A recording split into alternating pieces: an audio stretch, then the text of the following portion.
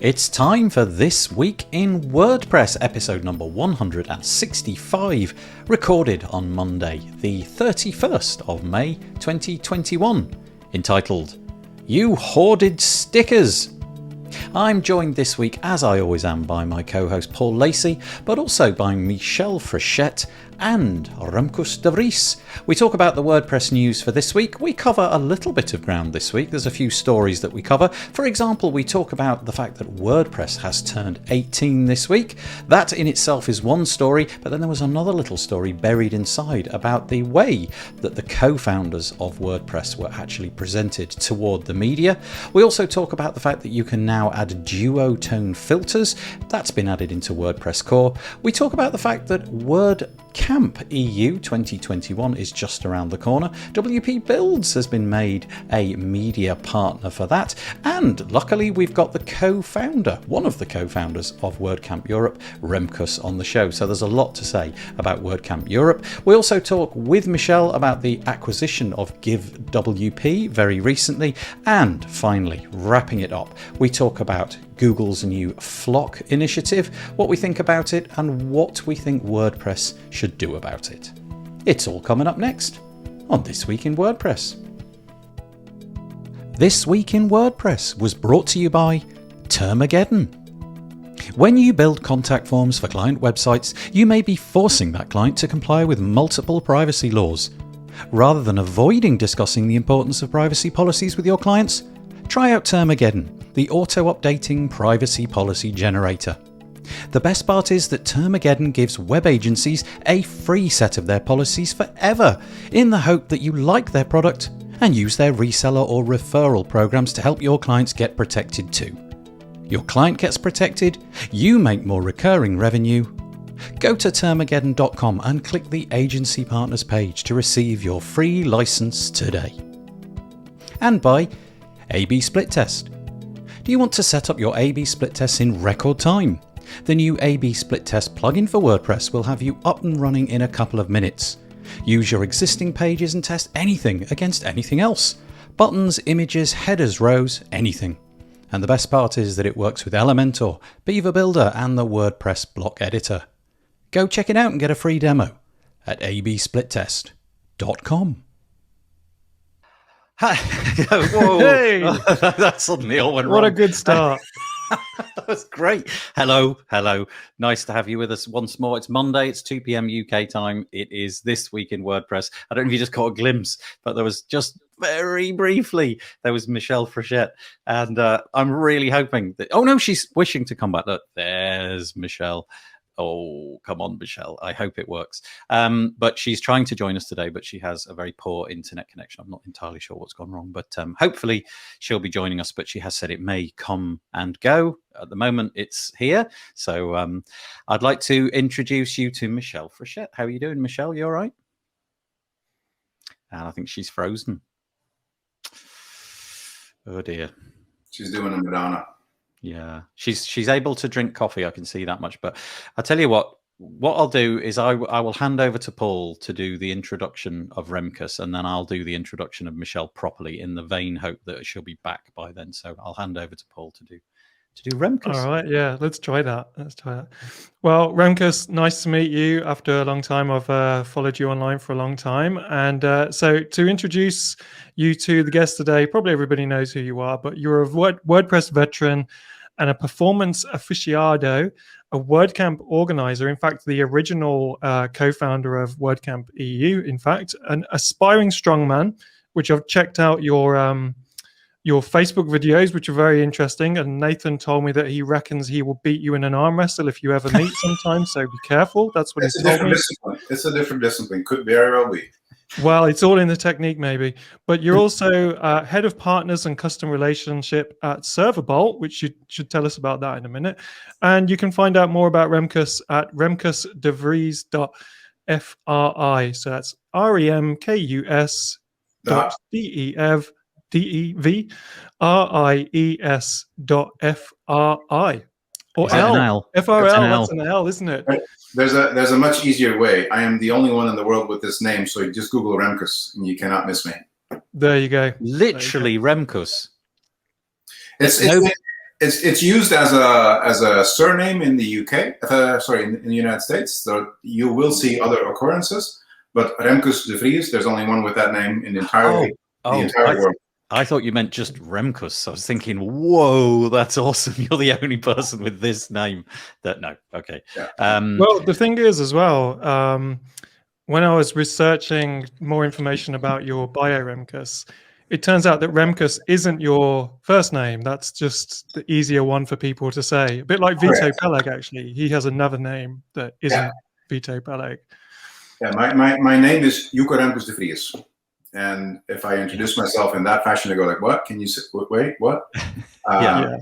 So that quickly became, okay, what is recognizable? Turns out Remkus is doable, starts with a hard R. And right now, I think only the Spanish people find my name difficult because they don't have the M following the K following the M. Right. So they'll make Remkus. Okay. Which is interesting, but it's pronounceable and recognizable. So I'll work with that. Yeah, thank you for joining us today, Michelle. I'm gonna try to introduce you properly. It says here on the thing that I'm reading out, it says we know Michelle. Michelle's been on dozens of times, but I'm going to do her justice. Just quick caveat: if Michelle drops in and out, we're just going to cope with it. And even if she drops out mid-sentence, one of us is going to have to leap in and finish off what she was absolutely guaranteed to say. So it says, in addition to her work at GiveWP, Michelle is the podcast barista at WPCoffeetalk.com. I would urge you to go and check that out. It's fantastic. Co-founder of Underrepresented in Tech, creator of WPCareerPages.com, a volunteer for BigOrangeHeart.org, author, business coach, and frequent speaker at WordPress events. You can find out more at her website, worksbymichelle.com. That is a laundry list, Michelle. Honestly, you put us all to shame. I like to be busy. Yeah, so it would seem. Yeah, so it would seem. Is there anything you you wanted to add at the top before we crack on, Michelle? I'm actually now a board member at Big Orange Heart. Oh, so, when did that happen? Recently, when we're in the process of moving things over. We're a U.S. charity now, and so we have a U.S. board. Oh. Well, thank you. Oh, she's exactly at that moment her screen went away. We'll cope. We'll cope with whatever Michelle's internet throws at us today. As it says in the little comment thing at the bottom, if you are watching this in the Facebook group, you'll need to offer StreamYard up some permissions. You can do that by going to the comment thread at the top and clicking the little streamyard.com/Facebook link. Otherwise, you can go over to wpbuilds.com/live, and if you're logged into Google, you'll be able to make a comment over there because it's YouTube. And got a few comments that have come in. Oh, look. Whoa, he is strong. Check out his IG. Oh, okay. It's true. I guess IG stands for Instagram, right? Is that I'm just not cool? It does. Yeah. It does. Yes, Dad. It does. It's Paul this week. He made a comment in, I don't know where. He said that he'd been looking at your Instagram channel. So I actually clicked on the link and looked at your Instagram channel. Yeah. And you lift like absurdly heavy things and walk with them. It's just like, whoa. All I can say is I didn't start with the heavy ones. It just gradually happens if you continuously go for more. Yeah. Well, I mean, I guess it's something that is it almost, how to describe this? I don't want to use the wrong words, but is this something that's just like soul food to you? You just really enjoy that stuff, lifting stuff. Like many other people in this line of work, I sit on my butt all day.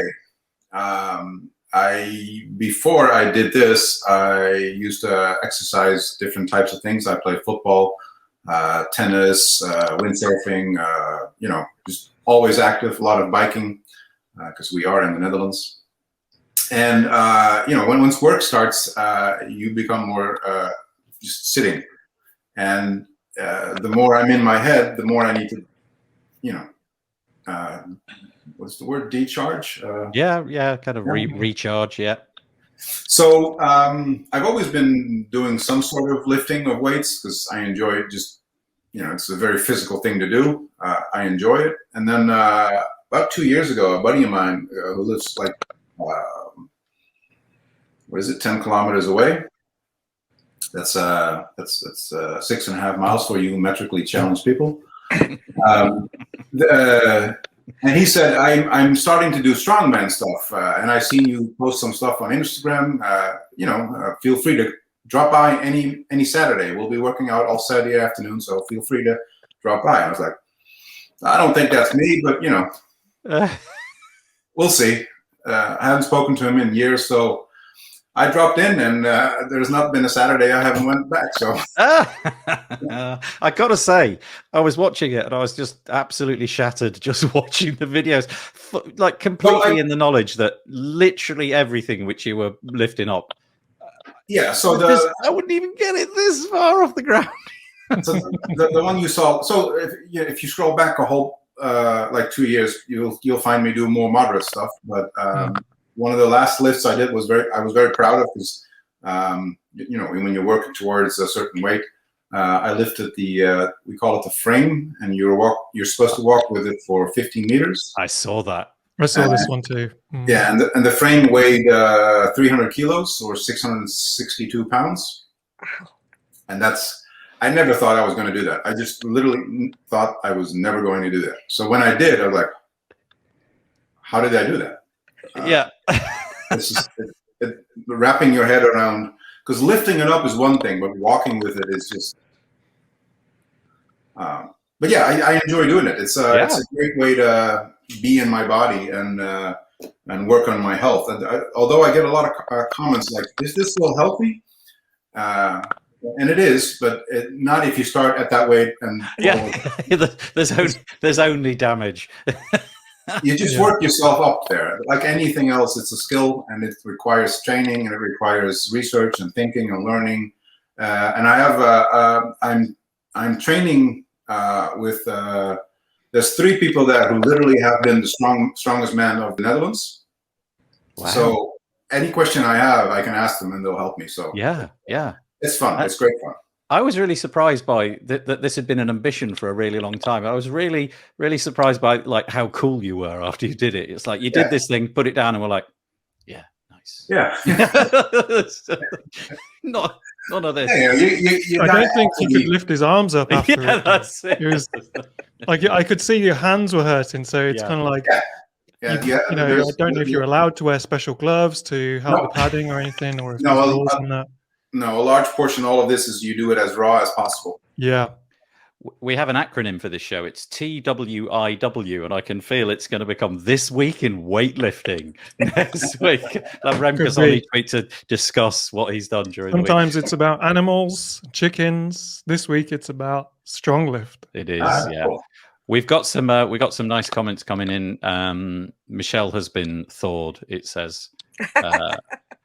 I guess Cameron knows something, maybe. Surprise, yeah. Okay. And thank you, Cameron, for joining us. As always, he's late night. He's on the east coast of Australia. So it must be jolly late for him. And Jay, great podcast. I guess he's mentioning the Coffee Talk podcast over there. And I don't know if you know Thomas Remkus, but he obviously he doesn't believe it. It's CGI. It's 100% CGI. Honestly, I feel that like 5 years from now, that statement could fully be true. You could have a little app that you download, just Google or whatever it might be. So Thomas is at Surfball as well, and I think he's actually trying to use my footage and put his head on it, and then. Nice. Why not? It says here, Michelle, just before we get into the meat and the bones of it, what mug are you sporting today? So I have my, let's see. It's the GiveWP Big Orange Heart mug. So now they actually, today's the last day you can buy this in the GiveWP swag store. So if you go to swag.givewp.com, all of the profits from the sale of the Big Orange Heart co-branded swag goes right back to Big Orange Heart. So today's the last day to get it. Thank you.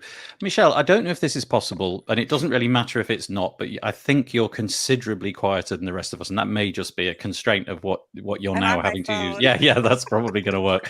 But we're gonna cope with what we've got, so that's fine. One last thing, if you've got any questions, obviously many of you have seen the commenting and how it works. Just drop them in there, and we'll try to answer things as we go along. I've got one more question. Busted. Busted. I love these live things where people put silly comments. It's absolutely great. Thank you for anybody who bothers to turn up and makes the effort to type things into their keyboard. I know that a few people who just have it on a second screen, but those people that make the effort appreciate it. Right, let's get the screen shared quickly because we're not here to talk Nathan, about... could I just ask Remkus one quick thing about... first of all, I said server bolt earlier, and it's serve bolt. Remkus, I don't know much about serve bolt. Where do they sit? Are they a WordPress specific host or anything host? And like, where do they sit in between? You know, all the ones that we always hear of: WP Engine, Cloudways, and all these different hosting companies. They're quite premium, it seems, like quite a custom setup, maybe. We are. We pride ourselves in offering the fastest, most scalable PHP MySQL hosting. We have a very strong focus on WordPress and WooCommerce, but because our focus is on PHP and MySQL, Laravel will do just fine. Drupal will do just fine. Craft CMS will do just fine. And any of the hosting platforms that uses PHP or MySQL will do just fine. How do we compare? I think we have one item on the list for today where actually that question is being answered. Do you know what? Let's do that now because Paul injected that one, and it seems like this is the perfect place to put it on the screen. Yeah, that's good. Yeah. So I'll just preface this. This is a website which I confess I've not come across, but it's called WPHostingBenchmarks.com. It's a new website. Oh, okay, right, okay. WP Hosting Benchmarks. Yeah, WPHostingBenchmarks.com. So you can check this one out. I'll maybe drop a link in the show notes after the show. But what's this, Remkus? Why are we looking at this? So Kevin Ohashi is someone who is independently testing WordPress hosting, and you have to apply for it. And what he does actually test hosting the way you should test them. So it's not your random, these are 10 great hosts type of list, and this one does great support, and that one does great whatever. This is actually looking at the metrics and calculating and stress testing and doing all the things that you want to know if you're looking for hosting that needs to handle whatever you want to throw at it. And it used to, I think the site is still there. I don't think he has done the full redirect yet. So Review Signal is what it used to be called, and it's rebranded this year to WP Hosting Benchmarks. And to answer your question, if you look at the top two things, so the 51 to 100 month and above, you will see that ServBolt is on top of that list. Ooh. Congratulations, that's a good achievement. So I guess we'll probably hear a lot more about ServBolt in the next 12 to 24 months then in that case. Oh, absolutely. So we've been growing very hard. I mentioned to Nathan earlier in the pre-meeting room, we've doubled in size in the last 12 months, and it's looking to go even further than that in the next 12 months. So we're doing good. I'm going to put up the sort of slightly disjointed today. Sorry about this, guys. There's the homepage for the product itself, ServBolt. So it's not Server Bolt. It's just ServBolt. And but you can type in serverbolt.com and you'll see what happens. Oh, you got that as well, did you? Okay, yeah. That would make sense because that's such an obvious thing to do. So servbolt.com. I'll be sure to put that in the show notes. Yeah. It's all built in block editor as well, this website. I was checking it. Mm-hmm. Super fast website as well. So it's definitely they're eating their own medicine. Yeah, absolutely. So we have a hardcore stance on performance. Like I know a lot of people say that, and that's fine. But we like to back up everything that we do with advice on how to do things smarter, faster, more scalable, and we proactively help clients in achieving their fastest version of their site. So yeah, that's I guess that sort of sets us apart. To answer your question. It's curious as well that you were saying before we started recording that that you maybe this isn't a policy, it's just the way it's worked out. Thus far, you've grown by word of mouth, which is quite an interesting approach. Yeah. So yeah, it's nice. Okay. So if you want to talk to Thomas directly, you can now. Oh, okay. He's in two places at once. Yeah. But thank you. Thanks for mentioning that, Paul. And yeah, so servebolt.com, that's where Remkus is now working. All right, okay, let's get on with the main thing. Just a quick pitch for WP Builds. WPBuilds.com, that's where we put all of our bits and pieces. Remkus was speaking a minute ago about WooCommerce. I spoke to a guy from PeachPay, David. For this week's episode, he's got an interesting one-click solution, which I think WooCommerce have actually injected some money into over the last few weeks. So certainly a curious solution. The idea is that if you do everything on one browser, then you can just have this. You log in over there, and you're always logged in, so you can just do like a one-click Amazon-style checkout. That's what we did this week, but that's not what we're going to talk about. We are, in fact, going to talk about WordPress in general, and this came along this week, 18 years ago. I'm going to concentrate on the 18 years bit, everybody, for a bit first, right? We're going to do that. Then we're going to get onto the politics surrounding the actual story.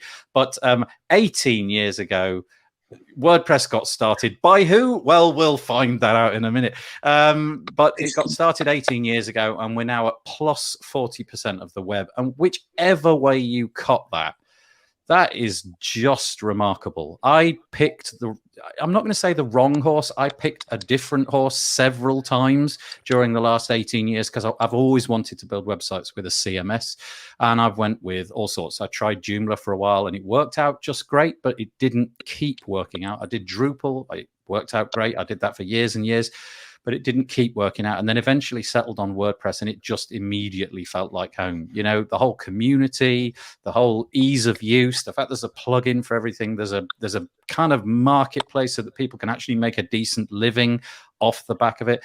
It's an incredible thing. You know, there's the community that are building it. My entire life is built around WordPress. So without this remarkable piece of software, I would probably have to be building things with Magento, and let's be honest, I don't want to do that. So yeah, Remkus faceplant. No offense if you're building things with Magento. I loved it for a while. With as well, I've played with it as well, but yeah. And at that point, Michelle literally went away from the screen. It's like, no, we're not talking about Magento. But it is remarkable, and 18 years is one thing, right? I guess many pieces of software have got to this milestone, but to capture 40% of the web is utterly remarkable, and it would appear that that number just seems to keep going up. Why that is, how it's done that, I'm not 100% sure, but we're now approaching 41, 42, and obviously it'll keep going. We'll get onto the politics in a minute, but if any of you three want to just drop in and say what's your, what are your thoughts on getting to 18 years, anything significant? 18 turns you from being an adolescent with like teething problems and being what can WordPress do now in different countries? WordPress can join the army, drink alcohol in the UK. Yeah, that's the kind of and things vote. Yeah. It's a total growth. There's no excuses now. Anything that goes wrong, it's on you. That's actually an interesting thing to vote. That 40% votes. That 40% votes in a direction of where a lot of things are going. What's happening online. So I started playing with WordPress 17 and a half years ago. I was mostly doing Mambo at the time, which then had the fork of Joomla as well. Didn't like it. I hated upgrading. And then I found something. I forgot whose it was, but the very first theme I used, I learned that I can use manipulate the menu, and then I could have some sort of thing that looks like it's done in, I don't know, an hour instead of a day. And I got hooked. Essentially never left. Yeah, that is I remember there was a website called opensourcecms.com or .org or something. I used to go to this website all the time at that time when, we were all playing with either Joomla or Mambo or ModX or Drupal or whatever, and I was trying to find, the perfect CMS. I tried Text Pattern. That was pretty good, actually. Text Pattern was, at the time, pretty good. But I just remember there was so many open source projects you could try out. Yeah. And then it came to WordPress. And I know Matt Mullenweg talks about, he says, it's just software. It's just software. So, when he's kind of in a corner, he says, it's just software. But actually, WordPress isn't just software. It is, the whole community and all the people. And that's why, the four of us are sitting here talking about it today, because not just because we're interested in the code and the software, because of everything else around it. But yeah, I mean, so many happy memories, like you, Nathan. A ton of my life revolves around WordPress now, and the opportunities that it's created, the people I've met, and everything. And there's a lot of politics as well that we'll come to in a minute. But overall, I'm 95% grateful for everything WordPress has done. And after 4 years since the block editor has, Gutenberg project started, I would say I'm starting to feel optimistic about its future again. We've gone through the teenage years. Beginning to. It's coming through now. It's coming through. That's right. We've got full maturity. 15%. What about you, Michelle? I mean, like the rest of us, I'm sure you've got, great memories, and community is everything to you, right? Well, it is everything to me. I think I proved that with all the different things that I throw all my time at. But the first thing I ever built on was just straight HTML as a project in my MBA. And I had no clue what I was doing. So we were on a team, and I let other people, I basically threw up a wireframe, not even knowing what a wireframe was, but literally drew it on paper, and they coded it. And then I went from that to Dreamweaver. And from Dreamweaver, when I couldn't afford the subscription for Dreamweaver, I started something which is NView, which was basically Dreamweaver, but free. And from there into WordPress. But it was the weirdest thing. I have an undergrad in religion and philosophy and an MBA in marketing. Never thought I would have a career in technology, and yet here I am. Very grateful. Yeah. Michelle, can I just pull you up on something though? What's that? Nobody paid for Dreamweaver. Nobody gave me a free version. What are you saying? I mean, that's what I observed. Other people, I was not involved allegedly, in this, Paul. Yeah, piracy or anything like that. Allegedly, yeah. Back in the days before it, I remember the day when Adobe was like, "So you have to sign in now." Yeah, I need to find another piece of software. Then. you got stuck on CS6 or whatever it was at the time, didn't you? That was it. There was no upgrade until it phoned home. It was free. I remember for most people. Not actually, you could block your host file and it would still not phone home. Yeah. Ah, there you go. I mean, no, I don't know what. Allegedly, I've heard. You heard, yeah, of course. None of us condone any of that kind of stuff. Yeah. That was quite a long list of hosts to block as well. He said, allegedly, I heard that there was a big long list there. But this was free. You didn't have to pay for it at that point. It was just absolutely wonderful. Yeah. Anything to add there, Michelle, or shall I move on to the elephant in the room? Just the funniest thing, when I was working at a college, when the internet first became a thing, right, where people were accessing the internet at work first before we ever had it at home, and I didn't even know, they're like, you have internet now on your computer, and I was like, didn't know what to visit, and I live in Rochester, New York, so I went to Kodak.com because I figured they would have a website, and I kind of played and clicked a link, and then I went back to the link before, and it had changed from yellow to purple, and I was like, oh my God, they know where I've been. I have to be so careful where I visit on the web. My very first lesson in internet was, you are being tracked. We've got the story about all of that at the end with Google's FLOC technology. Michelle, again, I don't know if you have any capability to make it louder, but I reckon you're probably about close. I think you're probably about a fifth, maybe even less than the rest of us. So I'm struggling to. I'm on mobile.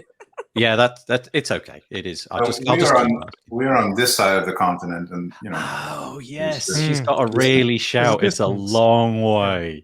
Yeah, I remember when I was a kid that.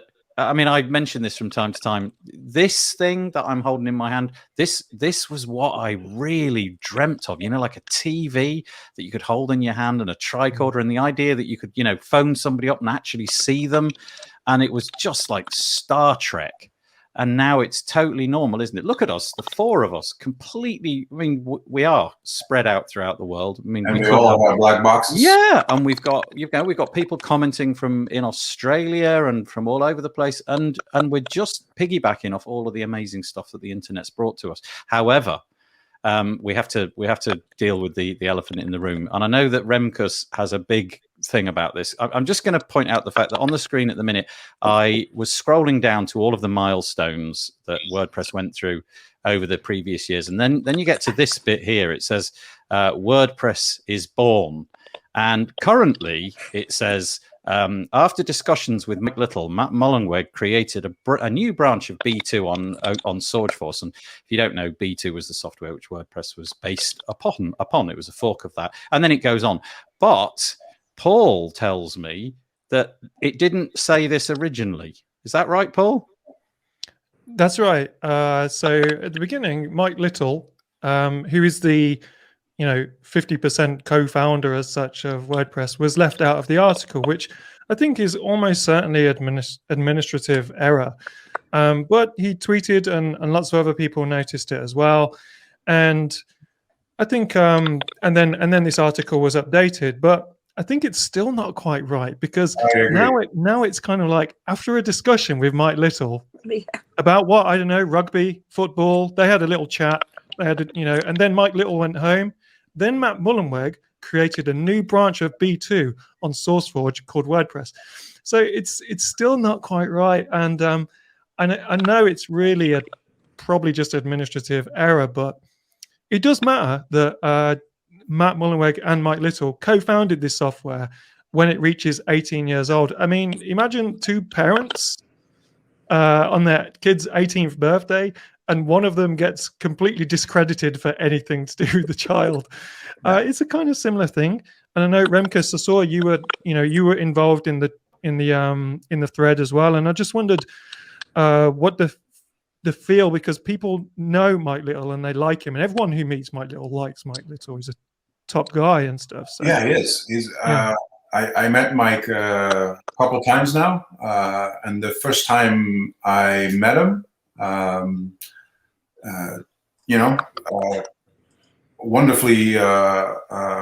person, great conversation we had, and we realized then that at the Wikipedia page, it didn't say that Mike Little was the co-founder. So we actually changed the Wikipedia page at that time on that day to reflect that fact. And this is what WordCamp Edinburgh, I think, 2000, well, I don't know, long ago. Yeah. I felt at that point that was an oversight, and it can happen because maybe the person changing that or making that page didn't know. It's all good, but we're way past that. We've seen in the last years, we've seen like marketing speak type stuff, stating Matt being the founder of WordPress, coming from publishing channels that are either automatic or close to or related to, when I think they should know better.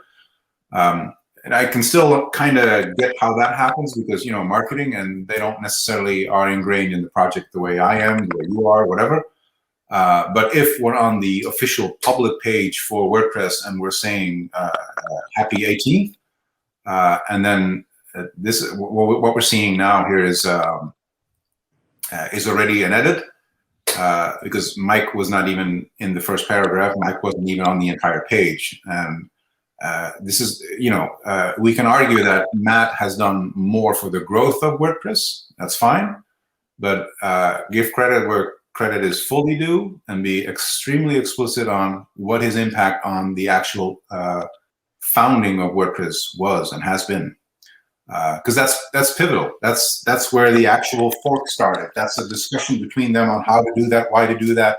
Started based on a comment on Matt's post, and from there they went into a discussion, and from there they started doing it. And sure, maybe I suspect Matt was indeed the one that created the branch, and that's all fine. But don't be like, I don't understand the reasoning behind having such vague language. I don't understand.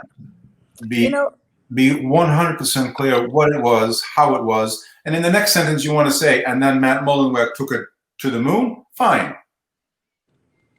But that's not what it said. And I got pissed. I saw the tweet with the link, didn't click on the first time I saw it in the morning. Then I saw Mike's comment, and I said what I said. I said, this is a disgrace, and I'm super sad to see this have happened. And I stand by that. I still think that, no matter what. Michelle? Yeah, so there's a couple of things that come to mind about that too, right? So absolutely, I think, to Paul's comment, I think that marketers don't always know because, Matt's the face of what we see today. And so without doing any research, I think it's easy to kind of forget that part of it. I don't think that's right, of course. I also think that, Mike is a diversity person, right? So he's a Black man, and we don't have enough people in our society that we look up to as non-white male creators when it comes to technology too. And I think that it's really important to remember that as well. Yeah. For sure. And then I do want to say though, that every time I've had conversations with Matt, he only refers to himself in my podcast and other ways as co-founder. And he credits Mike in our conversations. And, you can go back and look at the episode at the WP Coffee Talk if you'd like.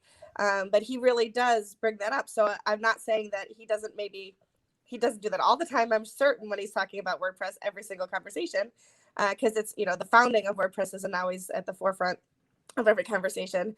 But I did want to say that I do think it's others that are also, forgetting and whitewashing what has happened in the past. On the actual article, I'm just curious, Paul, you mentioned like the language that we've got at the minute, and the language is kind of interesting, and maybe I've passed this wrong, but if you actually read the sentence, it really does sound like Mike didn't do much. Yeah, it says after what it's trying to say with... is that Matt is the person that pressed the button on fork or something. I think that's kind of what they've tried to say, but okay, it's true, and it's difficult to know exactly what to say, other than thank you, Mike Little, for co-founding WordPress along with Matt Mullenweg. We're all very grateful for what you guys did, and I think that I know it's been corrected, but hopefully it's been corrected with a memo to anyone who is in the marketing team whatsoever, that this never happens again, and that Mike is credited in the same way Matt does credit. You're right, Michelle. I noticed that if someone, Matt Mullenweg is always aware of everybody in the room and people who are being discussed who aren't in the room, and kind of advocates for them in a way. I have seen him do that a number of times. I would agree. But I think, when there's so much money involved in WordPress these days, and Automatic and all that sort of stuff, and, Automatic can, buy half of WordPress probably if they wanted to now. They could literally take over by buying out what's left of the companies that haven't been bought out yet. So I think the marketing team should just take note that it did upset people who care about the individuals who are important in the history of WordPress. There's a great book, actually, which I read a couple of years ago. Well, I mean, great, if you're really into WordPress. I can't remember what it's called, but it's like the story of the founding of WordPress right up to, I don't know, maybe 2013 or something like that. You mean the one written by Siobhan? Possible. I don't know. I don't know who wrote it, to be honest, but it's free. It's on make.wordpress.org. Yeah, that's written by Siobhan McKeon. Okay, thank you. Anyway, I read that, and that obviously puts Mike in the picture in a much more dramatic way than we get off this piece. I'd just like to reiterate, I've not heard Matt use anything other than co-founder. So let's just put a line under it and say, in the future, let's just make sure that the word co-founder is always used. Okay, from one revelation to another, this is, I think what we're about to announce is possibly the most important thing that has entered in WordPress core since probably like 2 weeks ago. But here it is. It's coming to WordPress core, website near you. Duotone filters. Actually, do you know what? I went in with my super skeptical. This is not for me. I don't think I'll make use of any of this. And then when I looked at it, I thought, oh, I quite like that. So I really didn't about face. It wasn't the cat pictures that sold it to me. It was when I got down to the video, that one. And I looked at the video and I thought, that's actually quite nice. But if you don't know, Geotone is the ability to basically take images which have got high contrast. So don't put something, with like millions of colors and different shades. It's something where there's kind of one thing with a contrasting other color. And then it applies filters over the top. So your original image doesn't get in any way altered. It's just applying things over the top of it on the fly. And you can pick a starting color and an ending color. And here we go. There's a cat which is looking really unhealthy. There's a cat which is looking as if it's from the 1930s. There's a cat which looked as, well, I don't know, it's more red. Anyway, 1990s rave. Yeah, that's right. The rave cat and the slightly dour cat, not very interested Instagram cat. The Instagram cat, that's right. But the point is, you can do this in WordPress. It's totally in. As David Wormsley, our good friend, pointed out, I think he said something along the lines of, well, that's just 10K that I don't need. But I quite like it. I'm not entirely sure this is what we needed, but here it is. I'm going to Andy Warhol myself with those filters. You're going to look at my website. There's going to be 4 Michelles with different duotones. So you're a fan, Michelle? Oh, I will be. I'm going to play with this for sure. Okay. I don't know if Remkus or Paul have got anything to add here, but my opinion changed actually. Remkus, do you want to go first? Sure. I'll burn it down so you can perhaps build it back up again. I think it's silly. If one of the mantras the WordPress project has is decisions, not options, then what is this? This is a decision that everybody should have the option to fiddle around with images.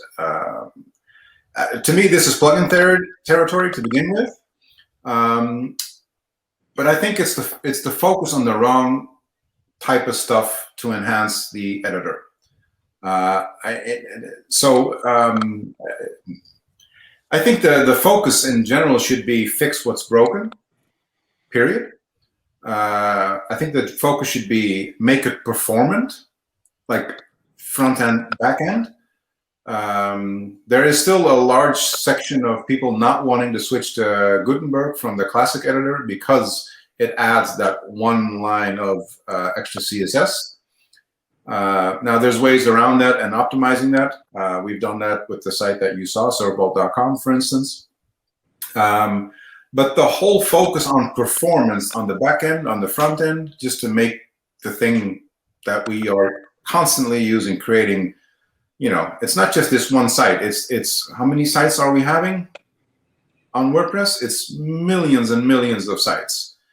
Now, the impact of having a slimmed down version of the editor, a more performant version, is huge. If there's calculators that tell you how much energy you've saved if you slim down your page 5 kilobytes, 1 megabyte, or whatever, and multiply that by those tens of millions of sites. Now, then we're talking. That's the sort of direction I want to see, and that's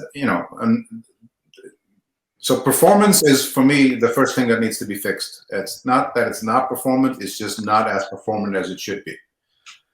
Secondly, fix broken stuff, which is everything from accessibility to whatever you can find in the pull requests in the repo. And there are quite a few pull requests. Like, it's in the thousands. I don't get that direction. I genuinely don't get that direction, other than this is some marketing gimmick. Of course, it's marketing. This is to compete with things like Wix and Squarespace and other things, so that you can, in WordPress.com especially, right, that people want to see things that they can get other places, and in WordPress.org, and self-hosted, people who are playing with that but really don't know what they're doing. They're not developers. They want tools too, and so I think this is definitely in response to those kinds of things. Yeah. And I know it is, but it's just wrong from my perspective. So Paul, your turn to build it up again. Yeah, there's well, I'm glad you went first there, Remkus, because there was some really good stuff that came out of that I'd want to build on. And first of all, Michelle, you mentioned WordPress.com, and yeah, to be honest, it's only just hit me why some of these features would be there, and it's because WordPress.com can't install Beaver Builder, it can't install Bricks, it can't install Elementor, so that product owned by Automatic will look completely dated if it doesn't have some kind of page buildery type thing where you can have some kind of design control. And yeah, that isn't the right thing for the .org project, though. That's a different, and I think that's why this whole Gutenberg project gets so much criticism, because it's so open to seeing a very obvious potential agenda that nobody can really prove, but it's kind of there to have theories, to conspiracy theory about all day if you wanted to. You could just find conspiracy theories in everything. In terms of like the feature itself, I'll come back to that because I actually quite like one aspect of it. But in terms of fix the things that are broken, so I know there's like thousands of pull requests, and for me the thing that's broken is the interface as such. But I'm hoping that does get some more focus on, and I think it will, because people are doing the work for the core team sometimes in solving things. Like there's a plugin called, I think it's called Block Editor Outline or something, and it makes it very much easier to see what's going on in the block editor, and you'd hope that would come back.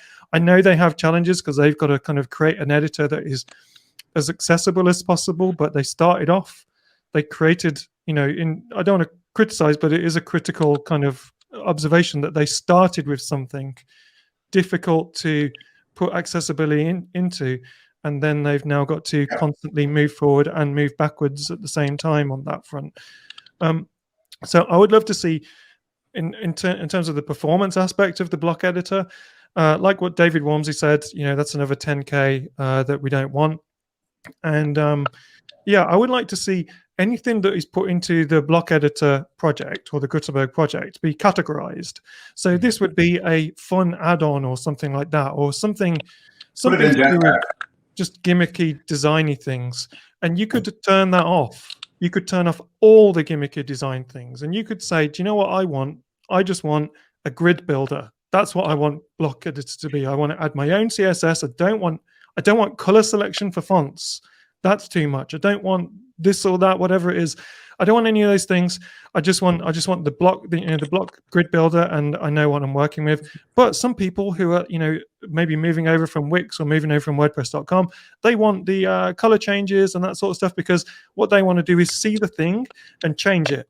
There's the thing and change it, and they press different buttons and it changes, and that's fine, and it's a different audience. But there is anyway, that little rant over, moving over to the feature itself. At first I was 100% like, oh, this is pointless, and I think the article doesn't do it any favors in a way, and it's not a criticism of the article, it's just that the article kind of presents it in terms of, here's a picture and you can add some kind of weird filter to it, which is basically useless in most cases.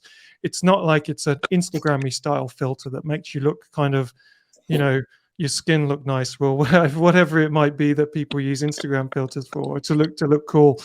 But what I did see further down the page, and it's what you noticed as well, Nathan, is that it does say that this effect is applicable to the cover block, which is usually a background image with some text over the top or something over the top. And in 90% of cases, people create those banners, whether they're using a page builder or not, and they will apply an overlay of a color which might have a gradient on or something like that, and it looks kind of washed out, and then they put their text over the top. Now, sometimes when I've got the energy, I'll design a website and I'll take this background image that I was going to do that too, and I'll add an actual Photoshop type overlay over the top, so that there's no fading out of the background image. I've got the effect, but I've still got some contrast on there. So in a way, there is a nice use of this, that people will be able to have cover blocks, which is a background row, with some editorial text over the top, with the image still looking good, the contrast still coming through, but the text super readable over the top of it as well. So there is a kind of use there, and so I've got some kind of positive thing to say about it, but that was it. And mostly I felt like Remkus, you said that this doesn't belong in the core, and why are they focusing on it?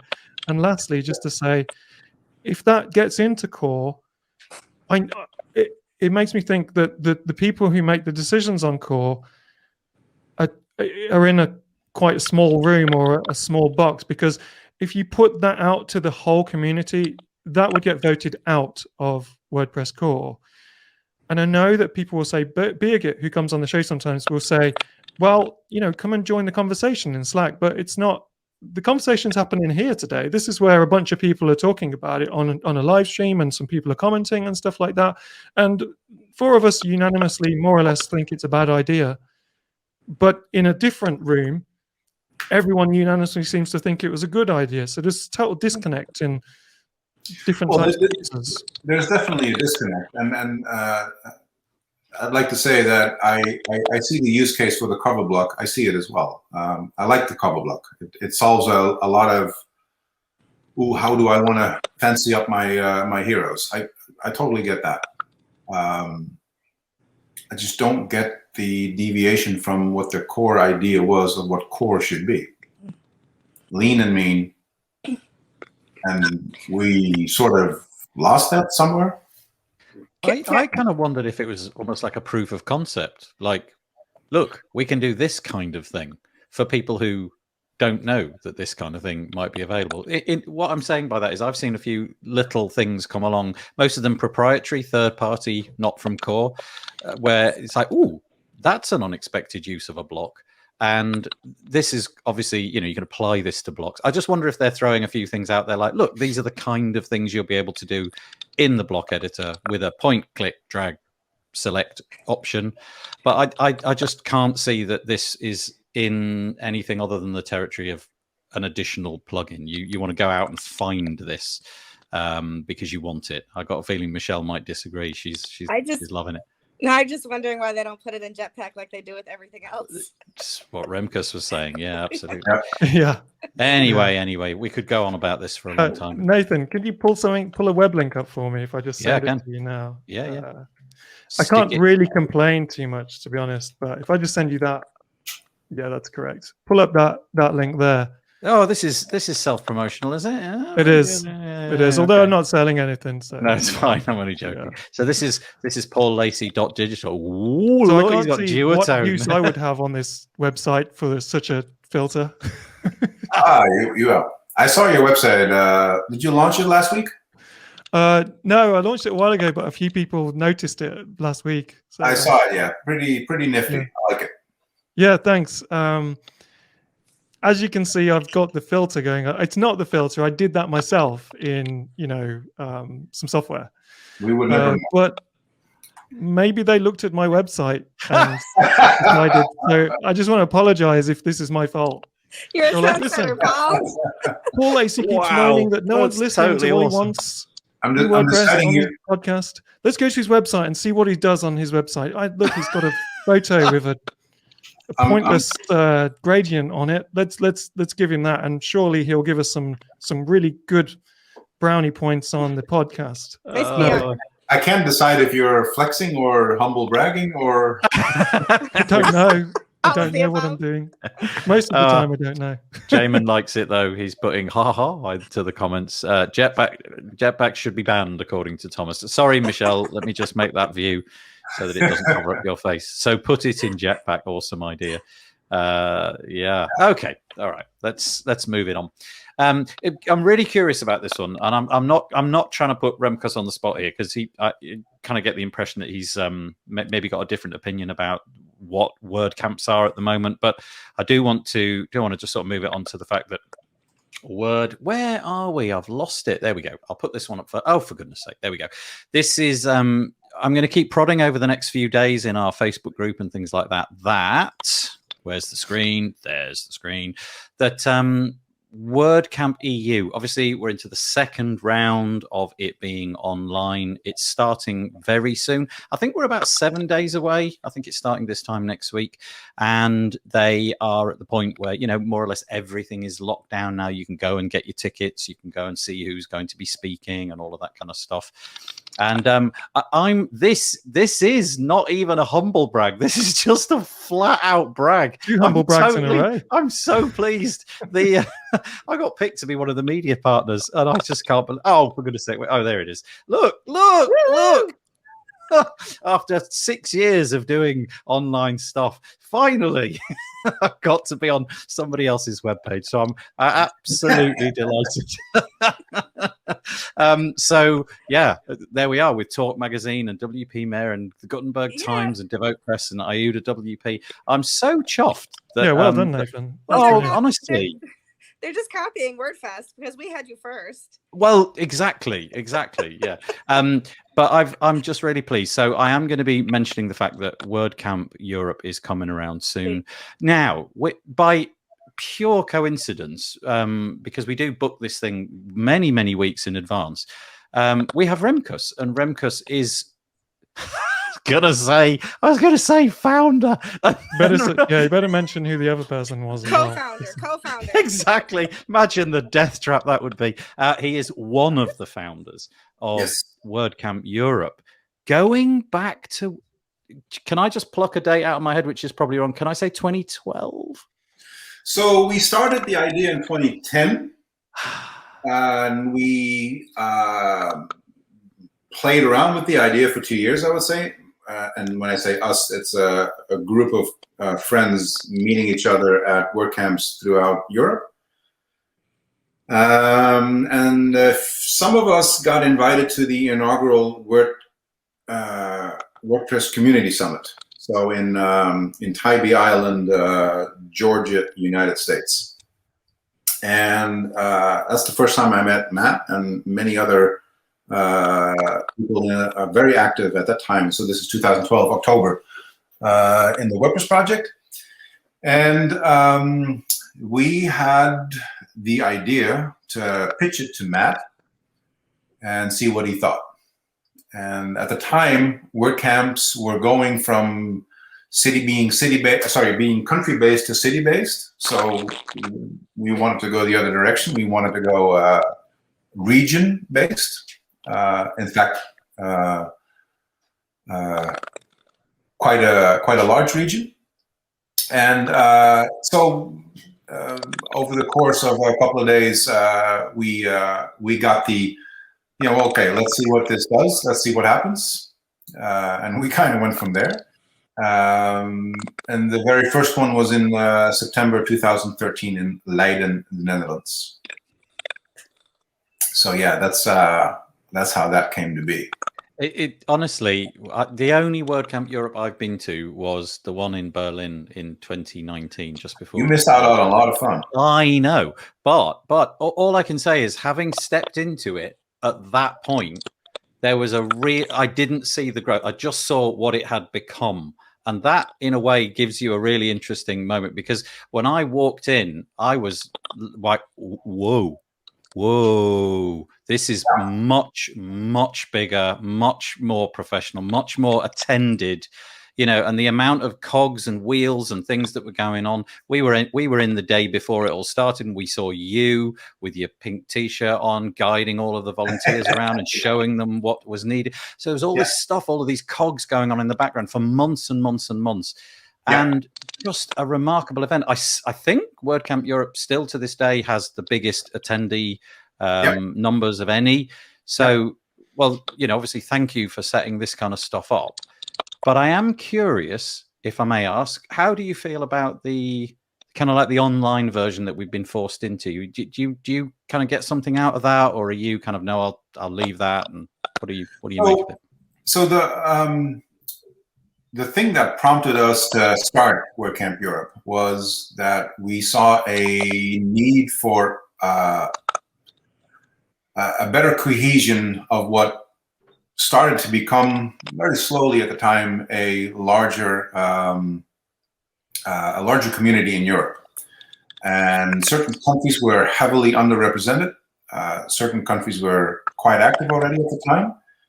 And one of the goals was to get those people together in the same room, get to know each other better, And as you get to know each other better, you start to build that community sense in the larger sense, in the physical form, as well as friendship starts to really kick off and or even start at all. So the whole idea behind it was the unifying part. Mm. There were more ideas, but that's one of them. The first one in Leiden we had 832, and in Berlin we had close to 3,000. So that's quite a big leap. We can argue that certain things, as how they were in the beginning, were not there in the last 3, I would say. But that's inherent of growth of a community, of a project, of impact, and all of that. And if you now look at the online thing, for me, that's only a portion of what Working Europe is. And for me, it's the wrong portion. For me personally, that's not to say that what's happening isn't good. That's not to say it's not valuable. It's just, for me personally, I don't thrive sitting at a computer watching a presentation. That's not my thing. Mm. I don't do the same thing for YouTube. If I want to learn something, I don't go watch a YouTube. I may watch one, but I'm done then. I get exhausted in that way. So for me personally, it's not the greatest way of having a online event. So, and I can't stress this enough. This has nothing to do with the quality of what's being produced last year and this year. It's tremendous. I'm still helping out. Less active this year than previous years. It's just not for me personally. But what they're doing is tremendous. There's a huge learning opportunity. But I miss the one-on-one. I miss talking. So for the last years, I would say I would mostly focus on the few talks that I really wanted to see, and the rest would be hallway track for me. Because I think that's where it's at. Yeah, yeah. I think that's my learning. That's where I learn more from people in one-on-ones than I do watching a big screen. That's me personally. That's, again, I can't stress this enough. This has nothing to do with how the project's being run now. It's just that for me, it's a different thing. Yeah. We don't need to dwell on this too much, but Paul, if you've got anything you want to add, or Michelle, maybe Michelle, go first if you've got something. Yeah, I mean, I miss having a meal with people, sharing a glass of wine or a cup of coffee, and seeing people and making the circle in the swag, not just picking up swag, but talking to the people, who have the swag, and seeing people in person. I think it's unfortunate that everything is online right now, but it's the next best thing until we can all meet again in person, I guess. Thank you. Paul? One of the most serious issues for me about the lack of real physical WordCamps is the amount of laptops out there, new laptops, with no stickers on them. Can you imagine? Great. It's not right. You're touching a very important point. That's one of the things that WordPress is, WordCamps is all about, getting stickers, putting them on your laptop. Yeah. But I have stickers. Send me your address. I'll send you stickers, Paul. Yeah, but I need it's not 30 stickers. He needs to send you 30 stickers. Take him off the table himself. That's yeah. I need to happen that way. Stickers. And if there's like a limit on the stickers it feels that I'm supposed to get, come back later and get a few more, kind of thing. Yeah. You have like your whole scheme. Like, I can get like 2 or 3 now, but if I go around the corner, wait 5 minutes. When there's a different person on the stand. Yeah. I can get some more. I have a new laptop in the last year, and I had stickers that I have saved from over the years. So I was able to sticker my new laptop, but nothing new. You hoarded stickers that I collected extras. I technically could do that as well for many laptops. Yes. It's not the same thing. It's not the same. I think we've stumbled across. Sorry, Michelle. I think we've stumbled across the name of this episode. It's going to be called "You Hoarded Stickers." that's I'm going to write that down in a moment. I'm with everybody here, though, that it is, for me, the hallway track is the most important part of a WordCamp, and it's the hallway track is where I've met some of my best friends in life, and also, you know, Michelle, I heard some people go to WordCamps and they enjoy the whole hallway track so much that they all get tattoos together. There it is. And I can't imagine, just to sort of, you know, to say the difference between the online versus the real one. And again, I'm with Remkus saying this isn't like a criticism of the online events, because they're doing what they can with what they can work with. But I can't see that anyone's going to be going and getting tattoos with their buddy that they met online WordCamp. It's just not the same human connection. No. I've seen people go to WordCamp London, and it was one of the first public events that they ever went to, agoraphobic type guy. And after that event, he was a different person. You know, so and that's the kind of thing. A lot of people go to these events and they're introverts, and they go and they gain a lot out of it on a human level, as even if they don't attend any of the talks. My job at GiveWP is a direct result of the hallway track. Nice. And that is the story for so many people. Yeah. The reason me and Nathan are, you know, on the same podcast is because we met at WordCamp. And you'll never know the amount of times I wish I'd gone left instead of right. It was just... There's a blog post there. Yeah. We could call it that. Should I have gone left or right? Too many titles. You're right, Paul. I remember seeing you for the first time. That was a nice moment, wasn't it? Yeah. I'll forever cherish that. Yeah. It'll come back. Let's focus on it. It'll come back. I was out on the beach today. Time will solve all problems, this included. Yeah. But it also hurts me personally. And I know there's circumstances why we have what we have, but it's a lot of people think I'm an extrovert. I'm not. I'm also not fully an introvert. So being at these things for me is a charge and a drain at the same time. Yeah. But the charge lasts so much longer than the event. Mm-hmm. It literally charges me. I get a lot. I'm like anybody going to an event like that. You recuperate the next week. Yes. That's just what it is. But the stuff that is rewarding after that, essentially the day after already, just continues to grow. I have friendships. I've got everything from friends to work to new jobs, new opportunities. Everything is connected to that whole in real life thing.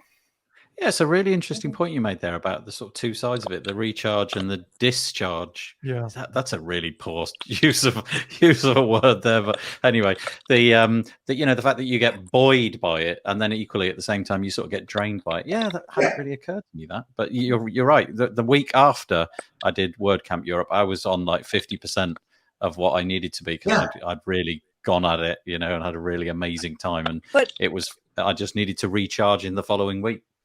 So the after parties, sorry, Michelle. It drains your energy, but it charges your inspiration. So it's not draining and charging the same things. Right. So I got a lot of enjoyment from the after parties because it's the culmination of organizing the event, having the event, and then have fun. Yeah. And it's from those after parties that I have the fondest memories. It's just. And not just because of the drinking or whatever. It's just although the very first one has an interesting story I could share at some point, I guess. But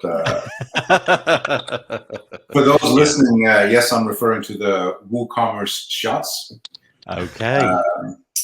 But yeah, the whole atmosphere of being in the same room with like-minded people. And it's weird. I always found that an interesting thing to be very specific about the WordPress community, because I've been in other open source communities before, Joomla being one. The WordPress community, for some odd reason, the vast majority of people enjoying to work with WordPress turn out to be people I enjoy to be with. Which is a weird thing to say. Like, how does the prevalence for a piece of software end up with a similar type group of people to interact with? That's an odd thing in my head. Like, I think any it's other that we piece of want software, to interact with the other people in the community, and that's the thing that is the joining factor. I can answer parts of Yeah. that question. It's just, but the coincidence of the whole is so large that it's just beyond the rationale of the separate things I can answer.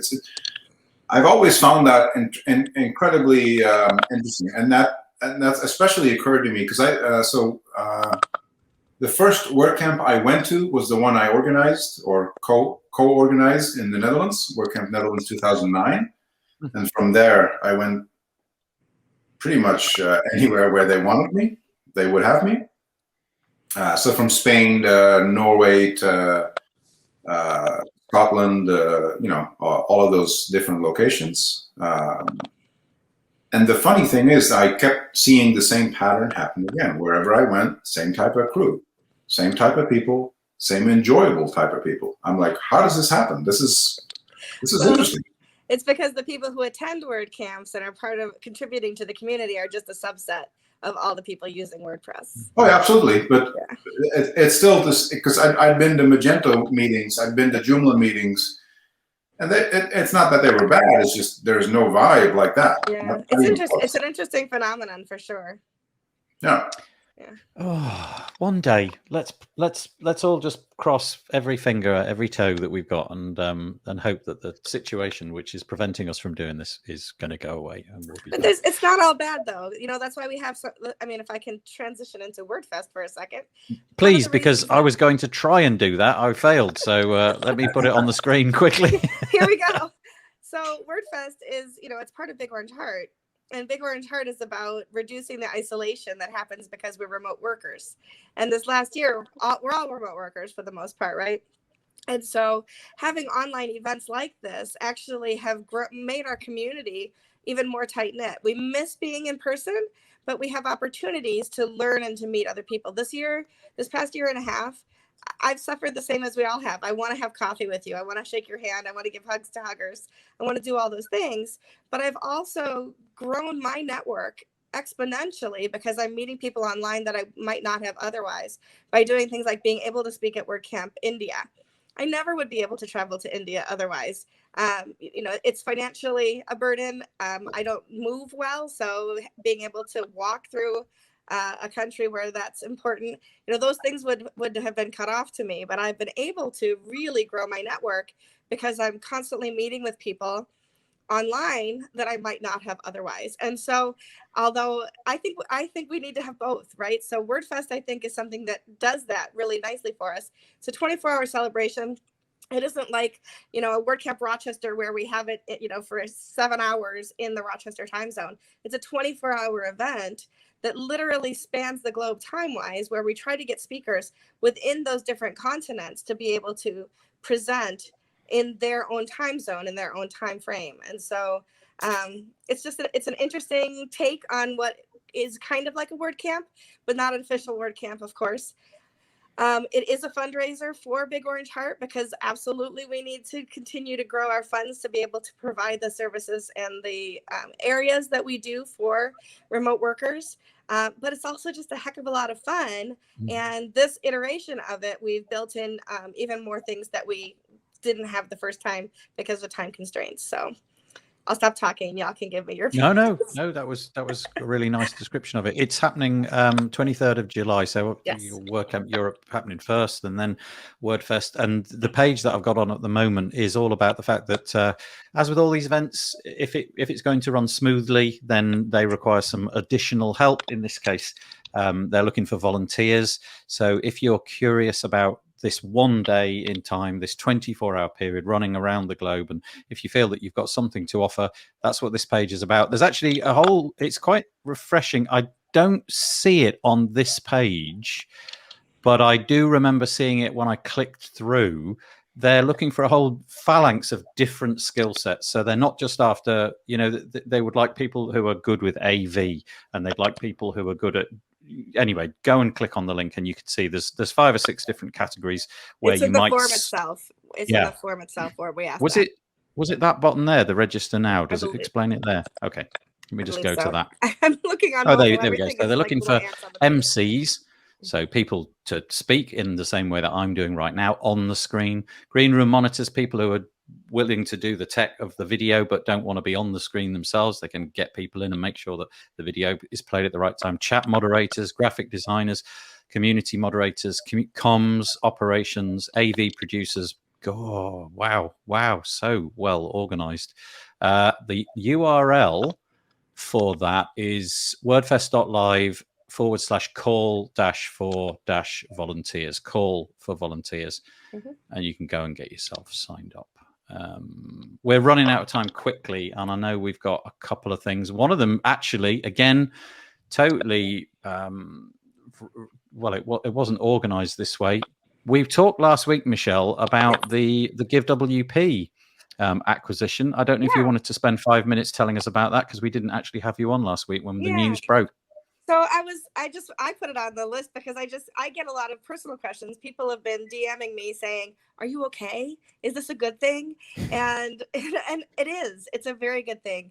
GiveWP continues to operate the way we always have. We have the same team that we've always had. We have the same developers. We have the same customer success, the same support tech, and we continue to do everything the way that we have before. So I have a different boss now. I report directly to Matt Cromwell now. Still somebody I've been working with for the last 3.5 years in GiveWP. The only difference is we have an umbrella company now that we have a bigger network to work from. I no longer would have to pay Chris Lemma for his advice, for example, because he's in our company, and I have just a bigger network in Slack. I have a bigger network that I can talk to people in customer success in the other plugins. So I've been able to talk to people with the events calendar, for example. In our Liquid Web and in Cadence Blocks and all those kinds of different things that are now part of the company I belong to. So, and we have standardized healthcare, that I've had to pay for. I had a stipend before to find and pay for my own healthcare, which was a blessing. But having standardized healthcare now with eye and dental and everything else is also even better than I have had for a while. So for anybody that really is wondering, they're not paying me to say this, but I really do. I'm really excited about where we're going and how things are working, how we still have autonomy as a company within the company, but how we have even greater access to resources. I was one of the people that pestered you, and I can absolutely say that you were over the moon. We won't dwell on what was in that conversation, but it was all one way, wasn't it? You were really, really, really, really pleased about the way it gone. And to you and everybody else who reached out, I really do appreciate that everybody was concerned about me in particular. I appreciate that so much, and just want to, affirm to everybody that I'm really happy and things are going very well. Yeah. So congratulations. Thank you, David. I'm so pleased for you. Genuinely, that's really, really nice. Thanks. We've only got 10 minutes left. So do you mind, Paul, if we cut to this FLOC story, or do you want to do something different? Yeah. Should we go straight to the FLOC one? Yeah. I will just say that over the last week, I'll just say it, that's just to say it. The post status, that was one of the ones that we're just quickly going to drop. Post status has been acquired. Brian Crosgard has moved away. He's dropped his 50% share and he's given it all to Corey Miller. And we were going to talk about that, but I feel that time's got the better of us. So we'll go to this one. This is a plugin from Jeff Starr. I really like Jeff Starr. It's Perishable Press, and Google, come on. The Google have got this new FLOC technology, the federated something of cohorts. I can't remember what L stands for, but it's something beginning with L. Yeah, the federated learning of cohorts, and we've talked about this in the past. We talked about it when Tim Nash was on a few weeks ago, and a lot of people are slightly concerned about it. The idea is that you will be put into a cohort for a period of time, something around 2 weeks, and you will be lumped. The idea is it's a pushback against targeted advertising, the idea that nobody really likes that. Literally everybody thinks that's creepy. So Google's solution for this is to invent cohorts, and they put you into this silo. And for this 2-week period, you are cohort 137294, whatever that, whatever your number is. And it means that you have this attribute, this attribute, this attribute. If over another 2-week period, you start to look for a different product range, or you're suddenly looking to go on holiday, you go into another cohort and they push adverts at you. What could possibly go wrong? And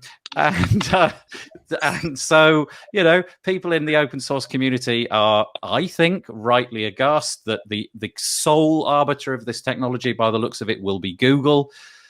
So people like Jeff Starr have built a single line of code, basically, just to disable this on websites, to disallow this from being possible. If you don't want to be part of this stuff, stop using Chrome. Was one of his pieces of advice. Stop using Chrome. What was it? What was the other one? Or use a Chrome extension that disables FLOC. Anyway, it would seem that people this week are getting more and more cross with Google. And I saw a piece, and I can't even remember. I meant to put it in the show notes, but I saw a piece this week. Who was it? It was somebody on Twitter with about 15 different, those things, those stories in Twitter, saying that even Google say it's basically impossible for them not to track you. You have to track. Was it you? I shared that one, yeah. Was it you? Oh, whoa, that's great. You've got to try really, really, really, really, really, really hard, and even then they'll still be able to track. So that was particularly on the Google Maps thing. Yeah, the map side, right? Location data. Yeah, being built in, and then very privacy-minded people at Google, didn't know they were still being tracked. B, didn't even know how to have them not be tracked from their own company. I'm so glad it was you, though. That's such a great coincidence. But just the idea that Google employees, people really steeped in this, can't figure out how to switch off location-based tracking. It's just slightly concerning. So I think initiatives like Jeff Starr's Perishable Press plugin to just switch that off. I don't wish to be a part of it. I mean, I don't, whatever. I don't mind being put in a cohort, but I don't want Google to have all of that data. The plugin will help you advocate for your website visitors. That's right. Personally. Yeah. Which is going to be a tricky one for anyone who has an e-commerce store and wants to do retargeted marketing with Google. They'll be kind of, what do we do here? I mean, I think back to Jeff Starr. Thank you, Jeff Starr, for another awesome plugin.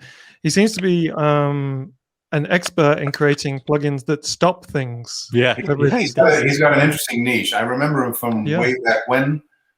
He would do anything WordPress, but for the last 10 years, I would say he's really good at turning stuff off or tweeting. Yeah, exactly. Yeah, he's got a plugin that completely turns off Gutenberg. Yep.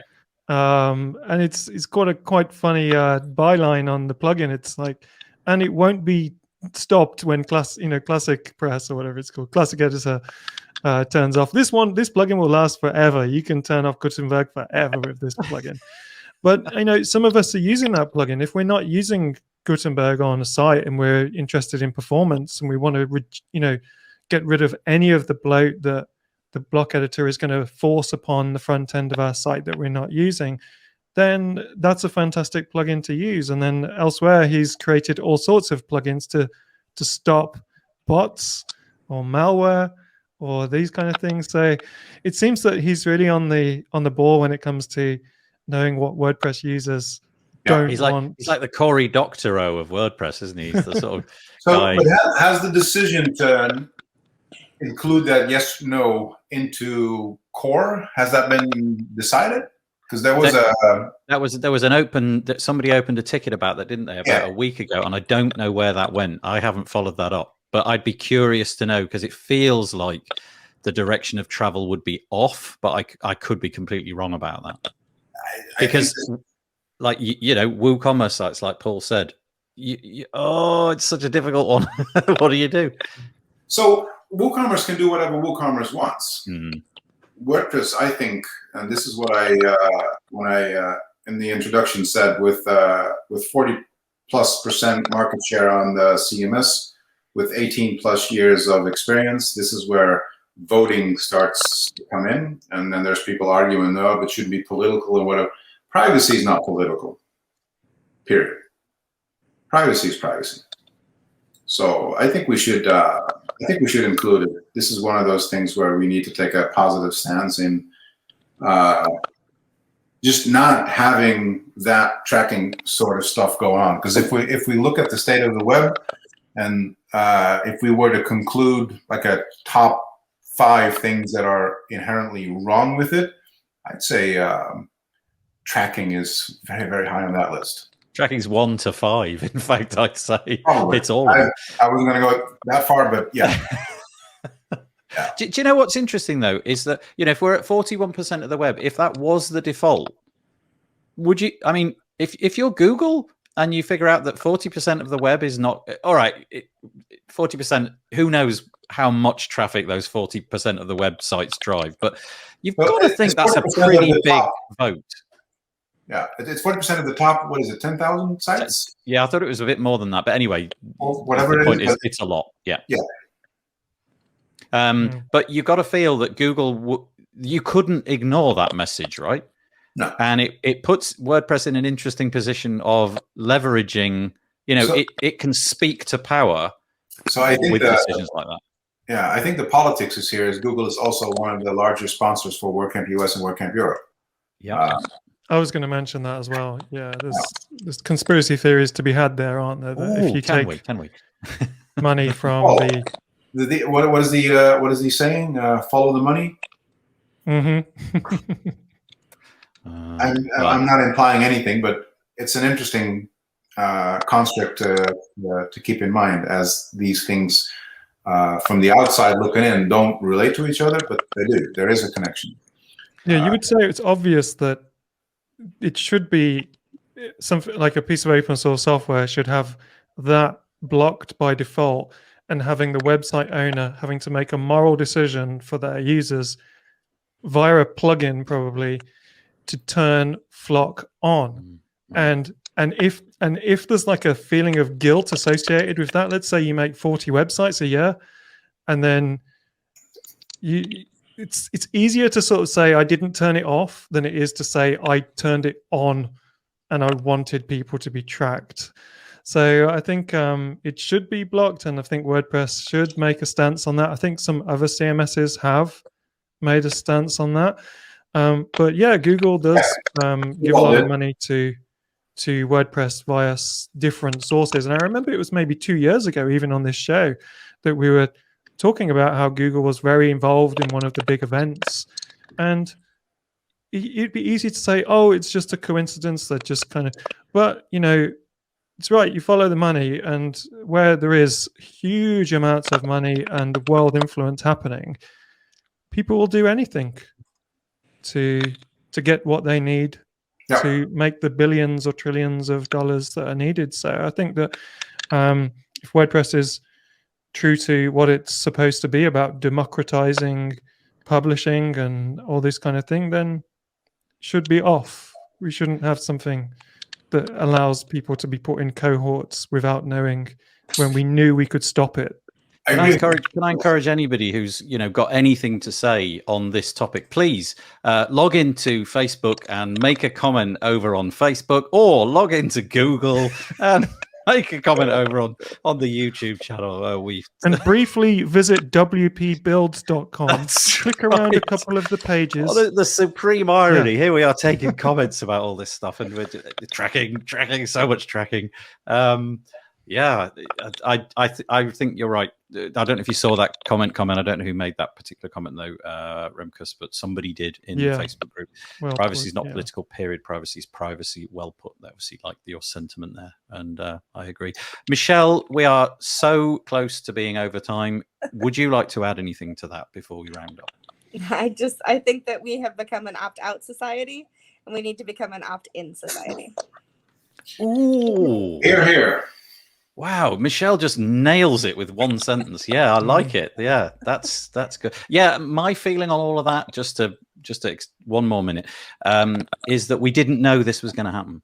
We just didn't see this stuff coming. The technology just I think we did. Oh, okay, right. Well, I'm not going to argue with you because you lift weights, and it's just. But I am a people man. I do not hurt other people unless they unless they disagree with me on a live webinar. No, I was going to say unless they really need it, but I thought Nathan was going to say you lift weights and this is a heavy subject. Yeah. I didn't hear that. What did Michelle say? Wow, that was brilliant. She said, I thought you were going to say, I lift weights and this is a heavy subject. Oh, Michelle, nice. One-liner, Frechette. Yeah, that's right. I have to change the name. The name of the episode is going to be different. No, I'm sticking with you hoarded stickers. We have, as always, I've enjoyed this very, very much.